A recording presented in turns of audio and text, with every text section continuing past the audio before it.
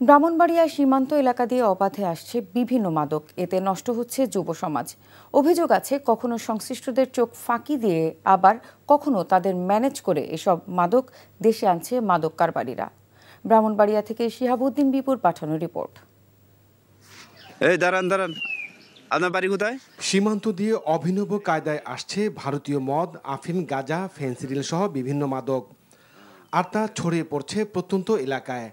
সহজলভ্য হওয়ায় নেশায় আসক্ত হচ্ছে যুব সমাজ।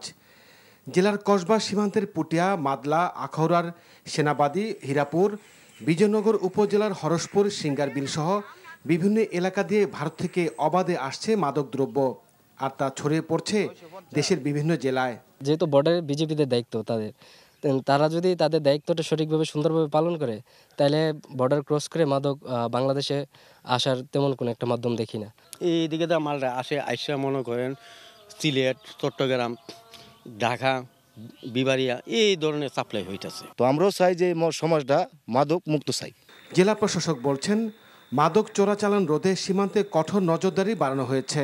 মাদক পাচার প্রতিরোধে ব্রাহ্মণবাড়িয়ার যে টিম কাজ করতেছে, তার মধ্যে একটা হচ্ছে আপনার বিজিবি অনেক বড় একটা রেগুলার প্রায় ড্রাইভ দিচ্ছে, তারা পুলিশ এখানে ড্রাইভ দিচ্ছে, এবং মাদক নিয়ন্ত্রণ অধিদপ্তরের লোকজন দপ্তর আছে সেখানে তারা ড্রাইভ দিচ্ছে, এবং জেলা প্রশাসন, উপজেলা প্রশাসন সবাই ড্রাইভ দিচ্ছে।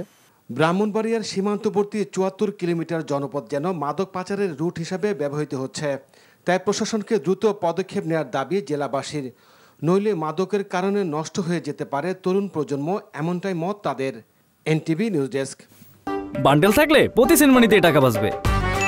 বিকাশ সেনমানি বান্ডেল কিনে জিতুন প্রতি লেনদেনে।